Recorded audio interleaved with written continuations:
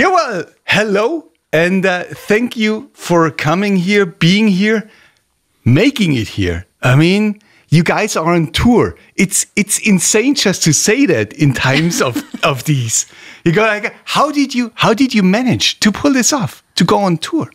How did you do it? Such a pain in the ass, starting from being constantly in the middle of going and not going. Yeah, taking a decision was being afraid of everything that's awaits for us, Yeah. It's awaiting for us.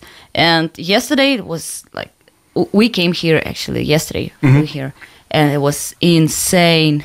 We spent first of all, we spent an hour at the desk in Ukraine trying to fly. Get on board. To get on board, first of all, yeah. And they kind of like didn't want to let us out, but then they said like, okay, you guys, but you make sure that like beware, you'll have problems in Germany. You're gonna have problems in Germany. Yeah, here you're okay. Bad coffee or what?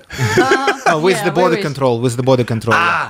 Okay. And then we came there, and we spent 2.5 hours in a police office, explaining why, like giving them reasons. Why we're actually here and explaining everything, providing papers.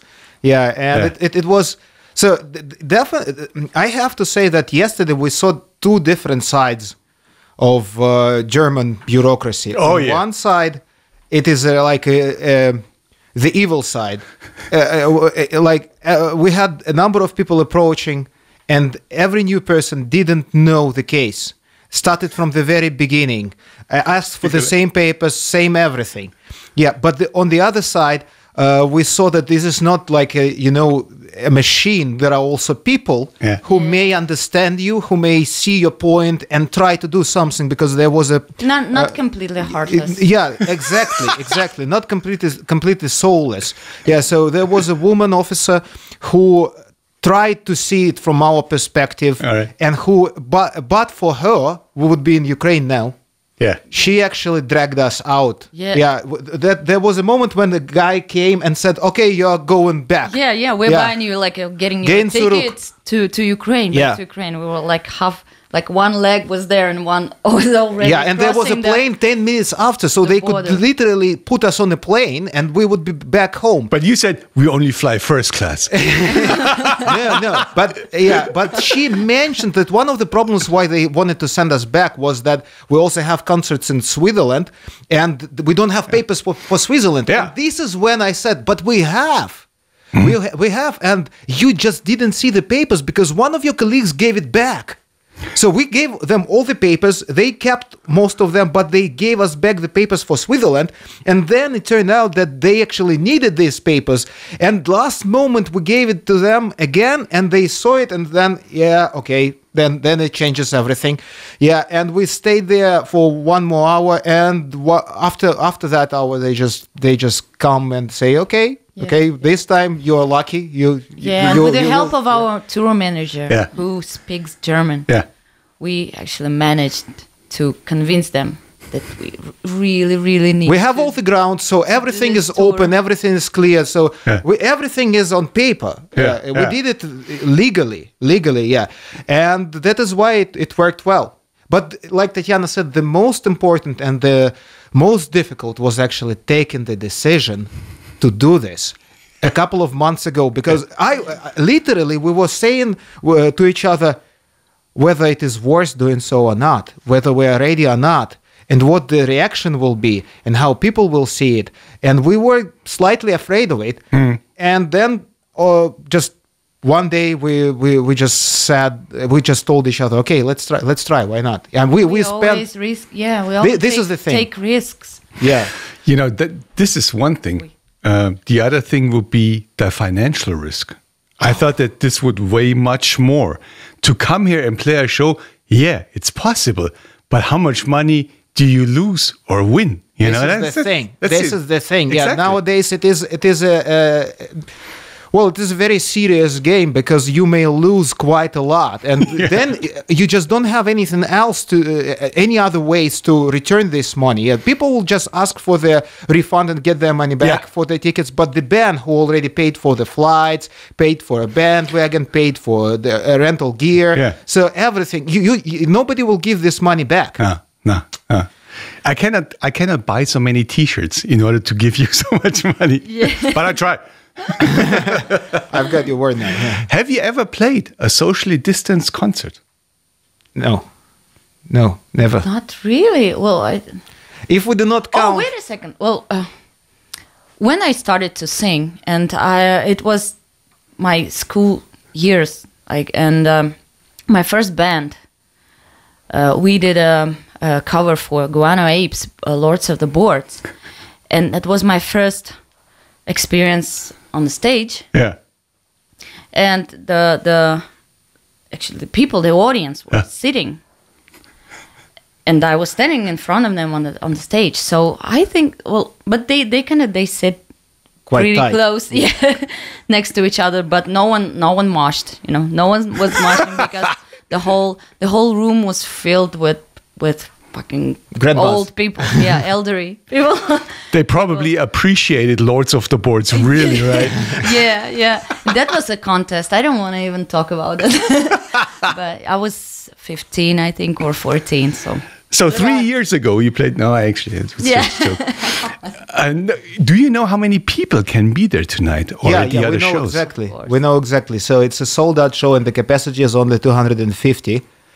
It's 250 people. Yeah, imagine this at the backstage. I know. Yeah, so this is why we had to do 2 shows. Yeah, because there are way too more people who wanted to see it. So the first show was sold out within first few days. Yeah, and then we decided to book another day for another show. Yeah, I think you can play here 5 times. Yeah, I wish we could, but it's also expenses because we have to stay somewhere. We have to rent just a place to stay and the gear and everything, and playing more than 2, maybe 3 will be just also possible. But we decided to limit it with 2. And the other places on the tour, it will be like 300, 350, again, very limited. But what is funny is like playing here in Munich at the backstage of Werk, which is 1,500 exactly. capacity. And this is what we had last time. Last fall, 1,500, and now the same room, same stage, but only 250. On the other hand, I am looking forward to this because I'm sure it's going to be a very interesting experience. Because for the first time over years, people will sit, and the only thing they can do is actually listening, and that's it.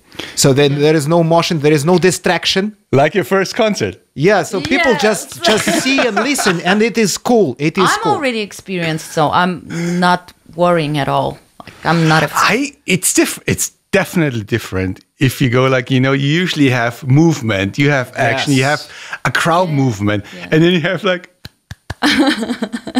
that's all, But imagine this, after 10 years, we'll probably see each other again, and we will remember these shows happening now. And Jinjer will be one of those few bands who will be able to say, we did it. And I have the shirt. Yeah.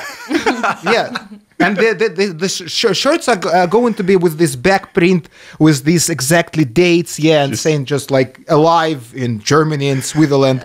2020. History. What a time to play a tour. It is insane. As I said. But usually, if there weren't any pandemic, any corona shit, any nothing, you would celebrate 10 years of Jinjer now. Or, a little, here and there. 10 years. It's 2009, 2010. I think it's Tatiane's 10 years in Jinjer. Yeah, exactly. I joined the band again. Here we go again. How do you guys get together? Anyway, but would you have done something special? No. Okay. Okay. Well, I like the idea when people, like musicians or bands, they celebrate an anniversary of their album, album. Okay. That would be cool. But as a birthday, Nobody with the band's birthday, it is very, very hard to decide what was that point. Yeah, what was because that for point? each member, it's a different date Yeah, yeah. in different year. So I understand that. But you have a live record coming out, Yes, which you did at one of the last normal Probably- concerts. Yeah, One of yeah. the last normal concerts on this. Was it the very last concert, or was it one of the? Was it just on this tour? It was on that tour in March, but it wasn't the very last. The Okay. very last was in Mexico, the 15th of March, the festival. okay. Imagine this open-air festival with thousands of people, and the pandemic was already on. It's crazy. I went to the last show at March the 8th. The 8th. Here in Munich with Dennis. We went to see GBH, a punk band. We were there like, yeah, watch out. Careful. Yeah. you know? Huh? Everyone was afraid. Everyone was afraid. But fortunately, nobody in the band got sick, and nobody from the crew. And I don't know anyone from those people who were there who got sick. It's good. It's good to know. Yeah, we played the show, which is going to be on the album in Australia on March the 5th. Mm-hmm. Yeah, on March the 5th, and it was Melbourne, and it was absolutely cool to play, like the whole Australian tour. Mm-hmm. It was completely sold out from the very beginning to the very end. And I keep saying this in many interviews now, that people in Australia really managed to impress us with how cool they are. Yeah. Aussies They cannot be cooler than Munich people. Come on. It's different. It's different. Here in Bayern, you are very, very cool. Yeah, I cannot take this from you, but Thank you. in Down Under, it's just a different vibe. I think partially because there are not many bands who come and play there. Here in Munich, you have bands coming and playing. I mean, unless it is pandemics, but just normal life. Yeah. Every day there is a band to play. There in Australia, you need to be quite big to get there. Yeah. Or you need to be Australian. Yeah. And that is why they are hungry. I think they are hungry, and that is why it's a different level of vibe, different level of acceptance and everything. Yeah, and we were really impressed with all of that, and it's cool that it was recorded, it was filmed, and it's cool that it is now on the record. Did you plan to release a live record from this tour, or did you go like, this is so good, we want to have that out? Exactly. Exactly. Okay. Yeah. Okay. Good. Are you guys actually, with this kind of music that you're doing, were you surprised by your success? Or did you go like, ha, easy, we calculated that? Well, I don't know. Like, Because for an extreme metal band, you're really successful. Feeling. Sometimes you know what you do and you know where it leads to. Yeah. But sometimes it's just like, fuck, it's luck or it would. fortune. Yeah. Fortune. Like I still feel like someone's just like an angel watching over us. I don't know. We are kind of protected by, I don't know, some kind of like, I don't know, devilish Power. Yeah. If we But we also, we think with our brain, we calculate. I hope so. we plan. Yeah, we plan. Yeah. It's not something that we do spontaneous. Not Yeah. always. Yeah. Sometimes it is, sometimes it is not. Yeah. There are things which are the consequences. Like we know for sure that we have this because of that. Yeah, put a lot of efforts in, and you'll have your benefit. Definitely, partially, it is like that. Yeah. On the other hand, there are a lot of things which I'm looking at now, and I understand that it was complete fortune. Just a matter of luck that we got there, that we got here, that we managed to Get on time. be somewhere on time, get this and that opportunity. Even being here, it is 85% fortune. Yeah. It didn't depend on us. Yeah. All right. Yeah, it's funny. It's amazing. And it's just nice to see, when an extreme metal band grows and is always on the up. But you have lost a lot of band members on the way. I think Jinjer had a lot of members. What happened to them? Why did they quit when they saw like what could happen? They didn't see. Yeah, they didn't see. Okay. They didn't believe. Okay. It's an interesting topic. I touched upon this topic in the biography, which is going to be on this live record album. Yeah. So when you open the gatefold, there is no lyrics or no thanks. There is a biography.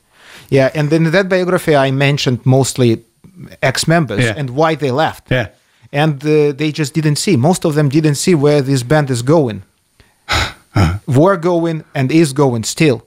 Yeah, and some people just do not match. You need to have a certain number of skills and features in order to be in this game. And it's not only about music and how skillful you are as a musician. It is also what sort of a person you are.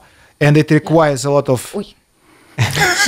yeah, I think that's... it requires a lot of mental strength. Yeah.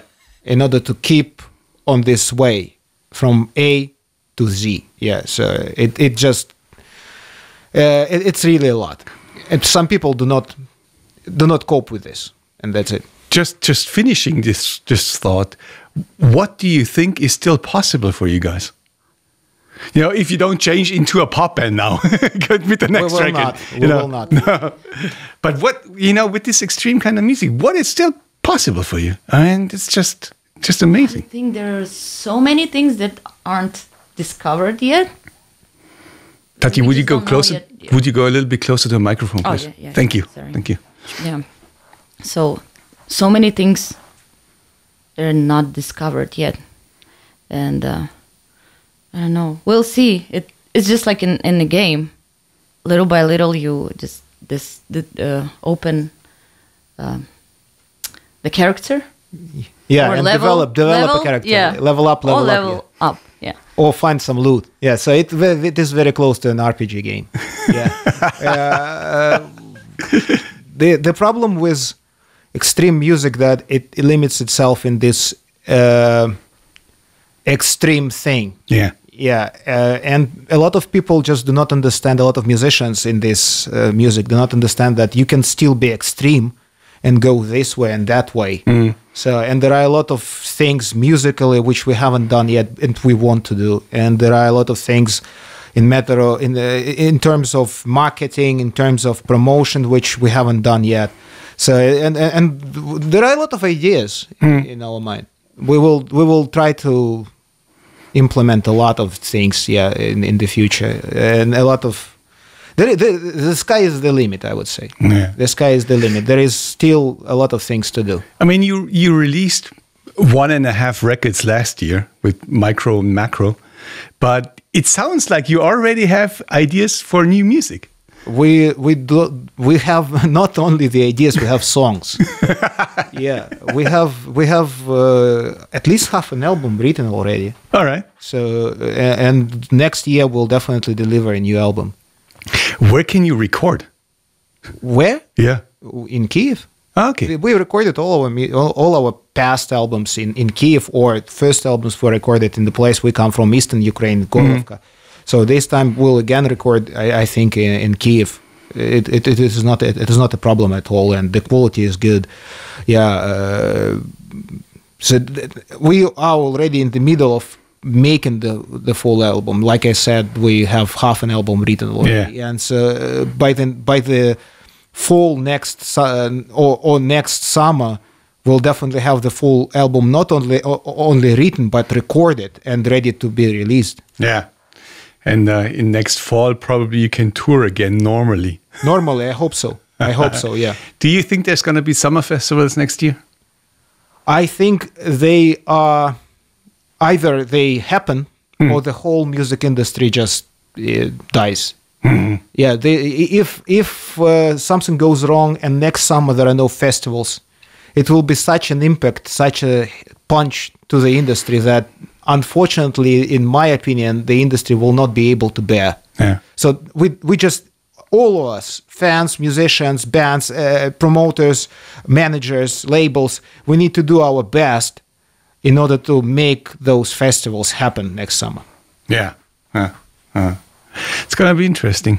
What is life for you in the Ukraine right now? Is it pretty much normal? I don't know. I don't see anything outside of my apartment. I'm sitting there as always. It was always like this. Before the pandemic, during the pandemic, I think and I think after. I just like to be at home and go out only once to the supermarket, carrying like 2 bags of like groceries and shit, and then go back to my shell. And that's it. So I don't know. In my apartment, everything is fine. No corona, I swear. No, it's funny because, when you viewing it from Germany, you go like, oh, the Ukraine, is there still war? What's going on? How is the situation? How can you live there? It's very vague for us to understand what living is like there. So that's, you're here, you're safe, you're healthy, it's all good. It seems like good to me, but I don't know. I've been here in Ukraine for two weeks already, and I don't know. I cannot say anything. Okay. I not go much out. Yeah. Ukraine is Ukraine, and it doesn't differ very much from Ukraine in non-pandemic times. Yeah. There are same people. There is still war going on, but we got used to the situation. That there is war in the east, and it is there permanently. Yeah, that's it. So people are born with this idea, and the people have grown up with this idea, and there is no solution to the situation. It will keep going. Yeah. It will get in this, let's say, frozen state. Yeah, like they will keep it as down as possible. Yeah, there will not be much fighting and everything, but it is still war. Yeah. And as I said, as long as there is no solution, it will just be there permanently. Yeah, and the rest of the country just lives on. And now with pandemics, we need to wear a mask. We will wear a mask, and that's it. Yeah, so life is going on. All right. What's going to happen after this tour? Where are you guys going to go? What are you going to do? Going back to Ukraine. Yeah. First class. Economy. Yeah. We will work on new music. We will work on new music, not only new music, but also we have a number of videos coming for the songs from Macro. Mm-hmm. Yeah, there is quite a lot of work to do. Quite a lot of new songs to be released next year. New videos to be released in the near future. Maybe some live stream shows. We don't know. Yeah, we're still thinking about this, whether it is worth doing so or not. Yeah, and just practicing. We still have a few other shows to play this fall. Okay. Yeah, and we hope that they will happen. Just working. This is what we are aiming at. All right, good. I have no more further questions. I probably have the girl question, which you have to answer probably all the time and every time. But it's funny because it's not that bad. But it's about the way you sing. Mm-hmm. It's funny to ask that after Arch Enemy is there, even after Holy Moses, has been there for fucking 40 years plus. But there's a new generation of people and a new generation of audience that goes like, how can she sing like that? How can you sing like that? How can you go from clean to grow to... Did you learn this? Yes, I learned it myself. How? Yourself? Myself. I just trusted my body and my vocal cords and my, throat structure. I have no idea. I began to do that when I was 19, maybe. Mm-hmm. So it's almost, I don't know, more than 1 year. Yeah, and it's constantly training, and sometimes it's forgetting, and then remembering that again, how you do that. Uh-huh. It's something that easily slips through your fingers, this skill. It's not something that stays with you all the time. So you have to scream and scream and scream and scream. So you don't forget how to do that. Are you never afraid you're going to lose this voice just once? like losing, like you trauma, cannot like, sing like this anymore. Well, then I will. I hope that if that happens, Yeah. I'll just sacrifice one of those voices. Whether I will scream all the time and speak like that, or I'll just sing, and that's it. If oh my God, I hope not. If I lose them both, knock on wood. I'll just gonna draw or like paint or whatever. There's so many things to do in this life except of screaming, you know. So I'm not afraid, and I know that I don't want to be one of those metalheads, like stars or whatever. 50 years old woman who just like who just has to wear something that expose her body, like okay. you know, stays feminine. I don't want to. Not like Dennis and me. Yeah, I don't wanna catch someone's attention by being there and being old and struggling, winning someone's love and appreciation, you know. Like, I still can't do that. No, I cannot. I know that when I'm 50, I won't be able to do that. So I'm not afraid of anything. I'll just quit. We talk in 40 years. See what happened. After a year. Yeah. In a year, I'll be 50. It's good. On this point, it's just good that we play that sort of music which can grow with us and get old with us. When we are 50, and get unpopular. We don't need to play those heavy riffs and jump around the stage. We can play something else, which is still Jinjer, but it is as old as us when we're 50, and it is a bit different. Yeah, but that's what Dave Mustaine said for me. When I'm 60, I don't want to play. Oh, peace out. You know, he's still playing this. You would be surprised how long you're gonna last. I tell you. We'll see. Nobody knows what it's gonna be in 15 years or 7. I'm gonna be 50 in 17 years. No, it is not that long.